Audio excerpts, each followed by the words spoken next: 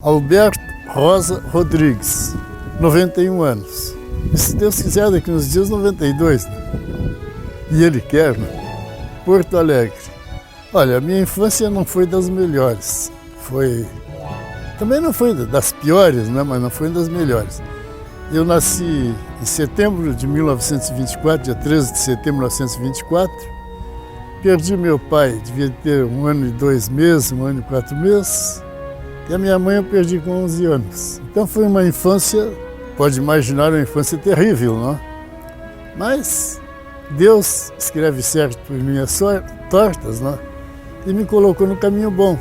Apesar de todas as vicissitudes que eu tive, dos 11 até os 18 anos, eu tive a sorte de viver cercado de pessoas que sempre me deram carinho, sempre me acolheram.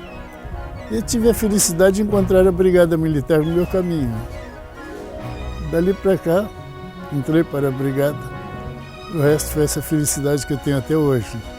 Antes foi eu, aos 11 anos, quando perdi minha mãe, dia 24 de agosto de 1936, ainda não tinha 12 anos, tá? Com 11 anos. E aí passei o maior trabalho possível que se pode trabalhar em Porto Alegre. Não nego, não tenho vergonha de dizer o que eu fiz. Fui engraxate, fui jornaleiro, baleiro, vendi balas, entregava leite nas portas, fui aprendiz de tamanqueiro, carregava viandas, trabalhei num armazém e lá pelos 14 anos fui trabalhar num açougue, onde eu fiquei até, 15 anos eu fui para o açougue, fiquei até os 18 anos, quando encontrei a Brigada pela frente. Meu pai que me disse, eu não o conheci, era meu pai Álvaro Rodrigues. E a minha mãe, Argina Rosa, a quem eu devo grande parte do que eu faço na vida, o que ela conseguiu me ensinar até os 11 anos.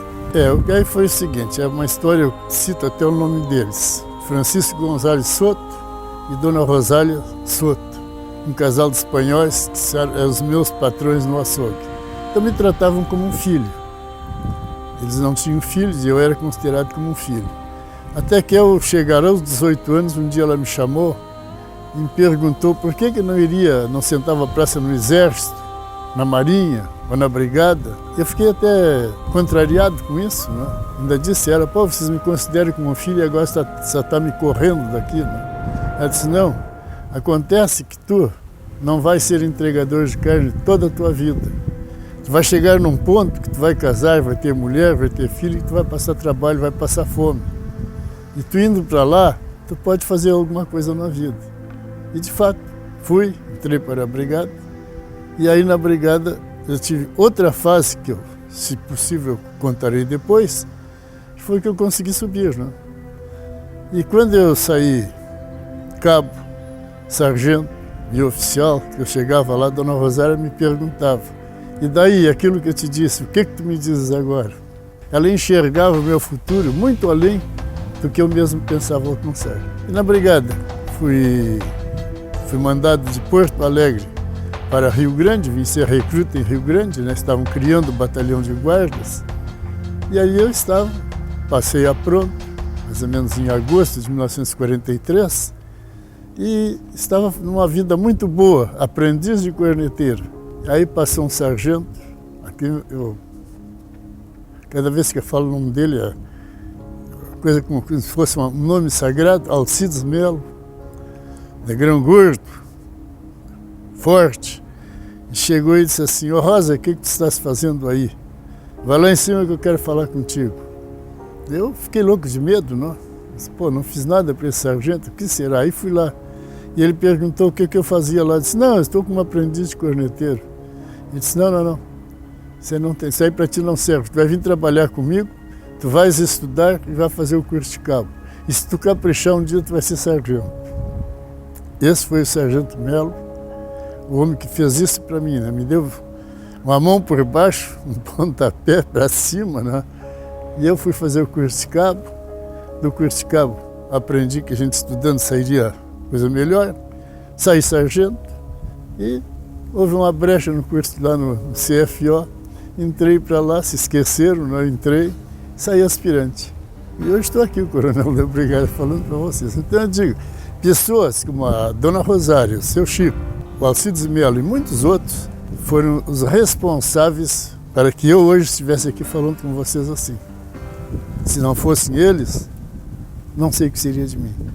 Eu fiz o curso de cabo em Porto Alegre e tive a felicidade ou infelicidade dos outros de sair em primeiro lugar. Então escolhi uma unidade para servir em Porto Alegre. Escolhi o primeiro batalhão que ficava ao lado do CIM, hoje é academia. Ali eu servi como cabo, fiz o curso de sargento, foi só subir, sair de um quartel para o outro.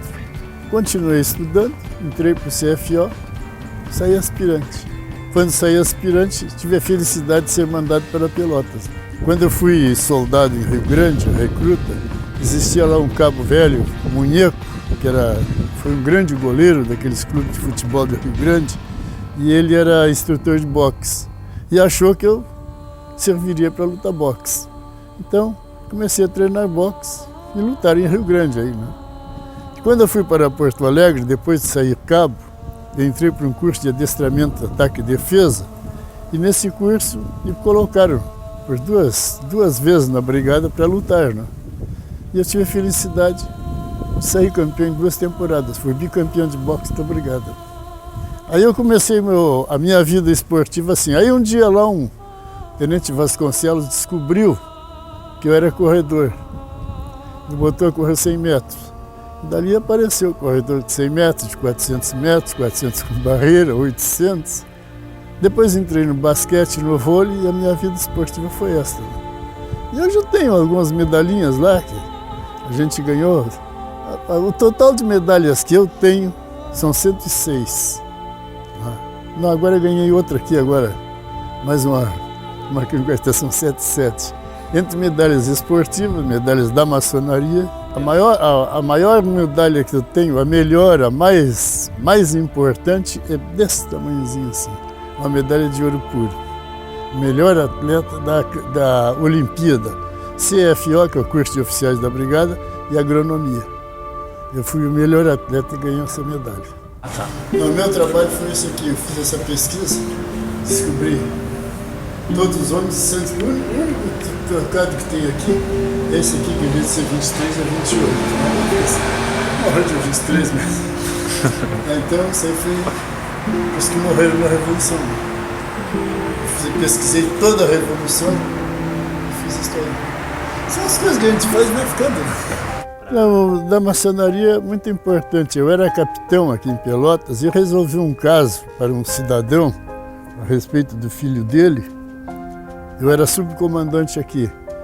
E houve um caso com o filho e eu entrei, como é que vamos dizer, procurei resolver o caso judiciosamente. E ele se apaixonou pela resolução do caso e resolveu me convidar para entrar na maçonaria. Quando apareceu o convite, apareceram outros mais conhecidos, né? E terminou que me levaram para lá. E no dia 10 de outubro de 1964, eu estava sendo iniciado na maçonaria. Quer dizer, de maçonaria hoje eu tenho só 52 anos. Vai fazer 52 agora. Muito, mas muito mesmo. Eu sempre tive um sistema de vida, mas depois que entrei para a maçonaria mudou muito para melhor, né?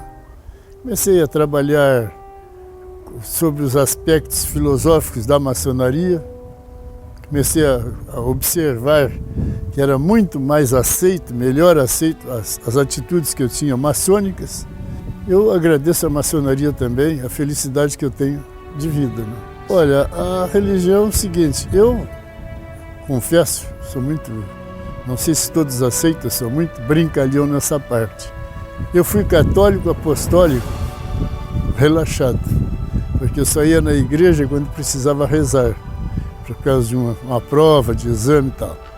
Mas há uns 50 anos atrás eu descobri uma outra religião, da qual eu faço parte, que é a episcopal, faço parte da Igreja Episcopal do Brasil, e entrei para lá e me sinto muito bem. Então eu aprendi na religião, eu aprendi também como é bom a gente ser bom para os outros. Como eu encontrei pessoas que foram boas para mim, eu procuro também fazer assim. Eu tenho um caso, se eu fosse relatar, foge um pouco, assim, vamos dizer, a humildade da gente. Mas aqui mesmo, nesse quartel, eu encontrei um rapaz que saiu cabo comigo, em Porto Alegre, e quando eu cheguei aqui oficial, ele ainda era cabo. E eu obriguei ele, fiz um requerimento, obriguei ele a assinar o requerimento e fazer o curso de sargento. Ele foi e hoje é capitão. Mas o que fizeram comigo, que o Alcides Melo fez e outros mais fizeram comigo, eu fiz com ele também.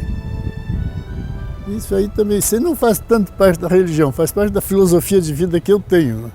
Que eu aprendi tanto na igreja como na maçonaria. Né?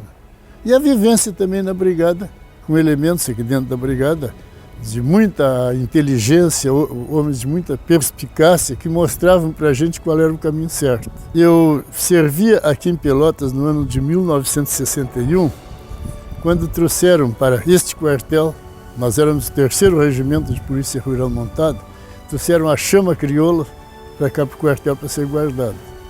E eu então fui levar esta chama crioula na União Gaúcha, toda a equipe daqui. Nós éramos abas largas nessa época aqui. Fui lá, gostei da turma, me agradei do ambiente, entrei no tradicionalismo. Mas como eu sempre tive a mania de ver as coisas, estudar um pouco, assim como a questão das bandeiras, né? Comecei a me interessar pelo tradicionalismo, comecei a pesquisar algumas coisas. Às vezes eu achava que não estava certo, e estudava e apresentava. E assim fui me envolvendo, e hoje estou conselheiro do movimento tradicionalista gaúcho, benemérito, mas fui conselheiro por muitos anos, conselheiro ativo. Quanto ao tradicionalismo, eu fiz vários trabalhos, graças à professora Arita, que é uma das mãos que eu tenho aqui, a mão direita nisso aí para as pesquisas, né? E sempre continuamos estudando e eu fui apresentando muitos trabalhos. Agora mesmo eu tenho um trabalho que esta semana sai da Livraria Mundial, Como conduzir bandeiras em desfiles equestres. A condição de bandeiras, posição das bandeiras, sai esse livro agora. Eu tenho, por exemplo, uma delas, foi o primeiro livro que eu escrevi, foi nos tempos do Papo Roxo. Papo Roxo é um detalhe que existia no uniforme da brigada, que a gente usava na gola uma manchinha, um detalhe azul, era azul elétrico, mas chamavam de Papo Roxo, é o apelido que deram para o brigadiano na época, né? Então eu resolvi escrever as minhas passagens pela brigada, desde o batalhão de guardas em Rio Grande e em toda a brigada. Enfim, agora, questão de uns 8, 10 anos, eu escrevi A Volta do Papo Roxo. Mas afora isso, eu tenho um livro sobre a história dos símbolos rio-grandenses, manual de bandeiras. Escrevi sobre a evolução dos galões na brigada militar. O livrinho sobre a asma também, asma e peixato. Bom, tenho livros que não publiquei ainda. Eu tenho um dos que eu considero, se Deus me ajudar e Ele vai me ajudar, eu ainda vou publicar, é um livro sobre as cruzes. Falando sobre todo tipo de cruz que existe no mundo. Esse livro eu já tenho ele pronto. Só não fiz ainda porque eu quero ele colorido e ele preto e branco não tem valor, né? E ele sai meio caro e eu não consigo alcançar a parte monetária. Eu tenho outras obras assim, sem muita importância, né? Eu falo, por exemplo, agora mesmo, pediu um capitão lá da Fuzileiros Navais do Rio Grande, me pediu sobre a história do combate do Passo dos Negros. É uma história que eu escrevi, fiz uma pesquisa, e tenho trabalho sobre o Passo dos Negros. Olha, eu tenho vários trabalhos que, assim, nem sei se vale a pena dizer agora aqui. O valor da moeda, a salva de 21 tiros e uma série de outras coisas que eu tenho escrito. O lenço farroupilha, fiz um levantamento de todos os lenços farroupilhas existentes na época, antes desses novos que apareceram agora. Olha, eu acho o seguinte, se todos se dedicassem a estudar e pesquisar, iam ver a maravilha que tem do conhecimento que a gente vai adquirindo. E eu tenho um sistema comigo, não sei se é defeito ou o que é. Cada vez que eu aprendo alguma coisa, eu procuro dividir com todo mundo. Agora mesmo, na maçonaria, eu instituí um roteiro de instruções, que eu estou fazendo as instruções, eu mesmo estou fazendo com gravuras, Estou dando a todos, a cada irmão da minha loja está recebendo isso. Agora, eu gosto de pesquisar, e gosto de escrever, e gosto de estudar, porque a gente aprende bastante coisa e é tão gratificante quando a gente consegue mostrar às pessoas o pouco que a gente sabe. Muito gratificante. Se todos pudessem fazer isso, iam ver que maravilha é a vida. Aí, a professora Arita é uma testemunha. Ela é uma da que está sempre pesquisando, sempre pesquisando, sempre apresentando coisas novas. Eu falo, até acho que falo muito mal. Eu, me julgando, acho que falo muito mal. Nunca me preocupando com a crítica, esta crítica negativa, como às vezes a pessoa abre a boca para falar, é só para... Não, nunca me preocupei com isso. Eu sempre me preocupei em fazer amizades. Eu tenho minha esposa, que a gente está juntos há pouco tempo, não? Faz só 62 anos. Tenho 2 filhos, o Alexandre e a Rosângela. Tenho 5 netos e 3 bisnetos. E a família, agora mesmo, hoje a família estava reunida lá, eu almocei meio rápido para vir para cá, né? A gente se reúne nos fins de semana. A família é isso, eu acho que a família é um dos maiores elos, vamos dizer, uma das maiores grandezas que a gente pode ter na vida, cada vez que pode estar sempre reunido com sua família. Valorizar a família é valorizar a si próprio. Eu só posso dizer o seguinte, a minha pele é amarela, apesar de ser um negrão, como dizem aí, né? Minha pele é amarela, eu sou brigadiano. Depois que eu descobri a brigada, eu só vou deixar a brigada o dia que entrar para um apartamento daqueles do Fragata. Porque enquanto eu puder trabalhar pela brigada, mostrar coisas pela brigada, eu estou fazendo porque eu sou um agradecido a tudo que eu sou na vida, que é a Brigada Militar. E dentro da Brigada Militar tenho encontrado as maiores amizades, as maiores. 15 dias atrás eu perdi uma das maiores amizades, 71 anos de amizade, desde soldado até coronel. Foi o coronel Adão Pereira de Ávila. Faleceu agora faz 15 dias. Então, dessas amizades que a gente tem, é que mostra o que é a Brigada Militar para quem entende a Brigada Militar. Não sei se sabe, mas existem aqueles que não entendem ainda. Apesar de estar aqui dentro, não entendem a Brigada. Fora, não se diz nada. Lá fora, o pessoal, a gente desculpa, não? Mas aqui, quem entende a Brigada, vive brigadianamente feliz o resto da sua vida. Não, aqui, então, eu vou dizer o seguinte. Esse quadro que está aí, por incrível que pareça, não sei se vocês notam, as próprias letras lá em cima, agora não é tanto, mas ela era toda redondinha, estilo da minha assinatura. Né?